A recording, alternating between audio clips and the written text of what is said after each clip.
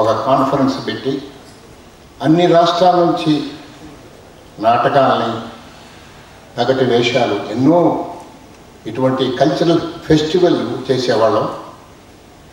కాకపోతే అది ఇప్పుడు సరిగ్గా జరగట్లేదు. మనం ఇప్పుడే రివైవ్ చేస్తున్నాం. తొలినాటి ప్రజానాట్య మండలిలో నేను ఇంకా ఒక్కడనే మిగిలాను.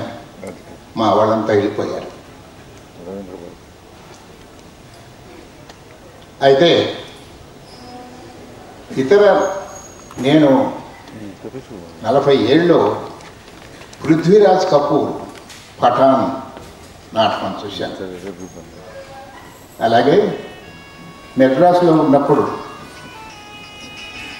రాధా, శివాజీ గణేష్ వీళ్ళందరూ కూడా సినిమా షూటింగ్కి వచ్చి నాకు సాయంకాలం నాకు డ్రామా ఉంది వెళ్ళిపోవాలని వెళ్ళి నాటకాలు వేశాను.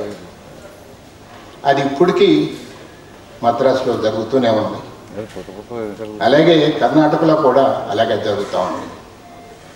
కానీ మన ఆంధ్రదేశంలో ఒకసారి డ్రామా నుంచి వెళ్ళినటువంటి వాళ్ళందరూ కూడా మళ్ళా నాటక రంగం వైపు చూడలేదు.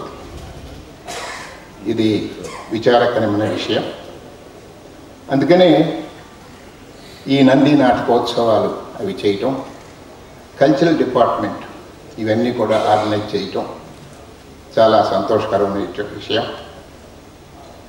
ఇది చాలా అవసరం. అంతేకాదు తమిళనాడులో కానీ ఇటువంటి ఈ యొక్క 4 కాకుండా మిగతా ఒక వారం రోజుల పాటు అన్ని లాంగ్వేజెస్ చేయగలిగితే not only in Hyderabad, Madras, అటు బెంగళూరు, మిగతా రాష్ట్రాల్లో కూడా చేయగలిగితే మనం ఐక్యతా రాగం పాడినట్టు అవుతుంది. హిందూ దేశం ఒక విధంగా ఉన్నట్టు ఉంటుంది.